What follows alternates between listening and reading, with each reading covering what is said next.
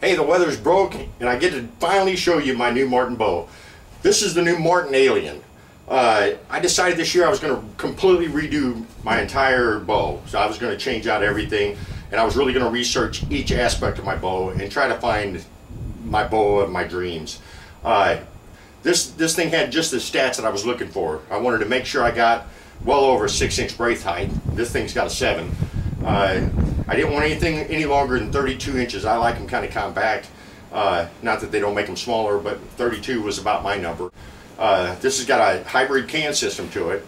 And all in all, I thought it was really going to be the bow for me. I looked into Martin, I made some phone calls, I talked to some people, I looked into a little bit of their history, and I just kind of fell in love with the company, and I kind of fell in love with the bow itself. So I decided I'm going to buy me a Martin bow this year, and then now this is my chance to just take a look at it, show you up close what it looks like. I just got it in. I've added a couple things to it. I did some videos on some of the stuff I've added to it. But other than that, it's pretty much fresh. It's not really even sighted in. I did some basic tuning. I pulled it back on the draw board. I did check the timing. Everything was fine. There's no cam lean to it. It seemed to work out really well. So now I'm just going to take a little bit closer look at it. Maybe shoot it through some paper, see how my basic tuning did, see if I'm getting any decent paper shots, whether or not you paper tune or not. But at least it'll give me a little bit idea of what's happening with my arrow. And I'll shoot a couple shots down range and let you take a look at it. But for now, let me take a little bit closer look at it and try to get in some light where you can see it. As bad as I hate to say it, there's one thing that I did take in consideration buying my bow that really shouldn't matter much, but it's just the way the bow overall looks.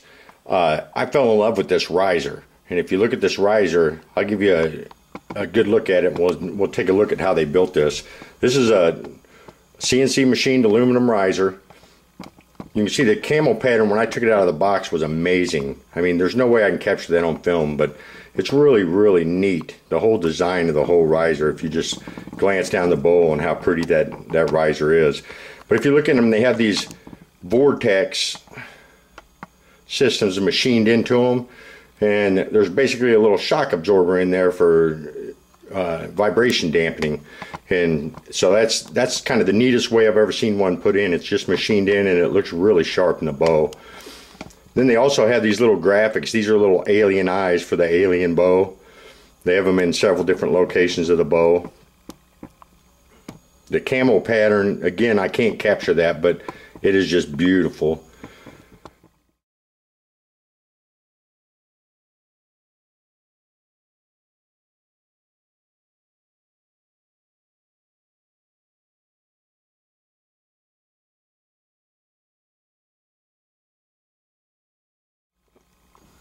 Here's another thing I really thought was neat about it. This is a thermal grip.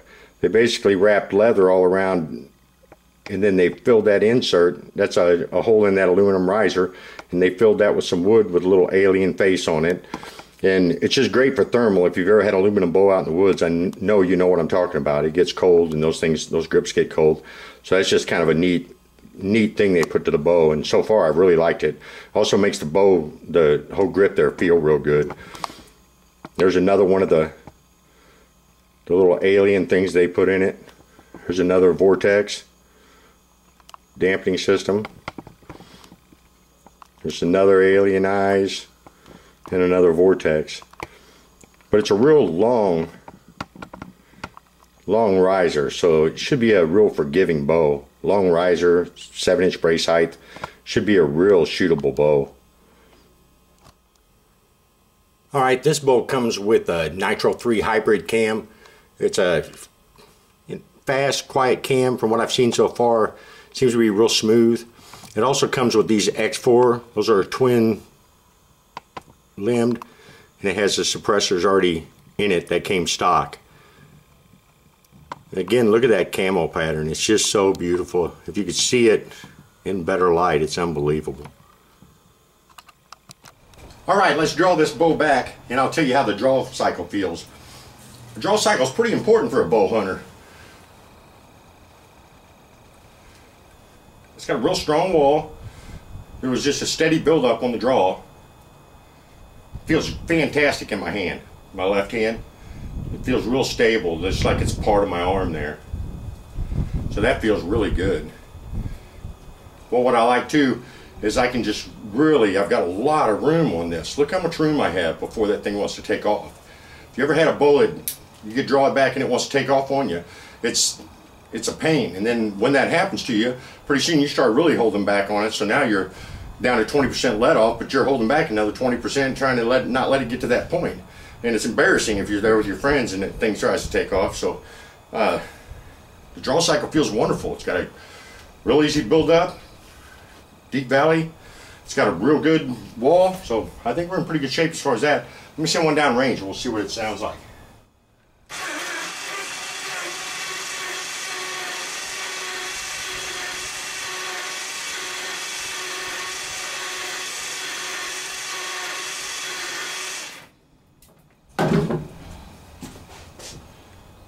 Alright, one unrehearsed shot down range. Wish me luck. I haven't sighted my bow in yet, really.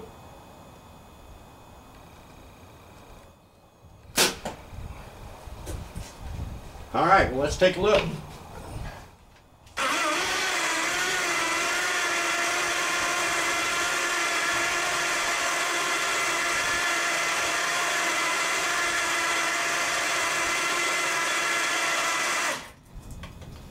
Little low, but not bad. I tell you what, as far as an overall look of a bow, I can't imagine that you get a prettier bow. This thing is beautiful. I mean, I hope the pictures that I put on here give you an idea. I mean, you almost have to look at this thing to realize how pretty that riser is and all the little extras they have on it. The bow feels wonderful. It was timed almost perfect right out of the box. It's doing everything I wanted it to do. 7-inch brace height, 32 inches. I mean, what else would you want as far as a hunting bow? It should be as forgiving as possible. So for anybody who isn't familiar with this company, you know, go look at it. Martin's been around for a long time. I mean, I wouldn't have chose their bow if I didn't think that it was a fantastic product. And if you look at any of the bow manufacturers, see how long they've been around. Martin's been around forever. That's one of the reasons that I took a chance on them this year and changed the brands that I was using. I've used tons of bows, and this right here is the prettiest, smoothest bow that I've ever owned. Now, I may not say that a year from now. You know, after a year of hunting, maybe something will change my mind. But as of right now, I sure wouldn't have any problem buying a Martin product. This is a wonderful bow. I can't wait to see what they come out with in 2015. And I hope I gave you some information and I was unbiased as possible. Just kind of show you a little bit about this bow. And if you get a chance to buy a Martin product, they got my recommendation. Well, I was putting the film together and I realized that I didn't take a shot through paper. So I know it's nighttime and it's cold, so that's how devoted I am. But I'm going to shoot one through this paper and we'll see what it does.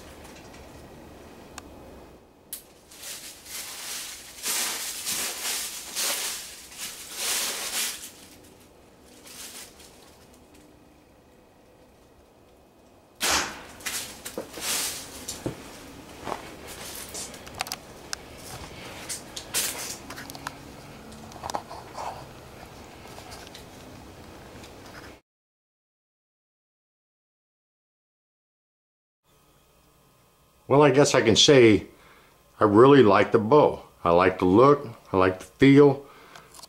I hope I can give you all a little bit of information with these videos and let you kind of see this bow in case you're thinking about looking at something Martin makes. I just thought I'd show you what I came up with whenever I bought mine. I'm not sure I could be much happier. It's a beautiful bow.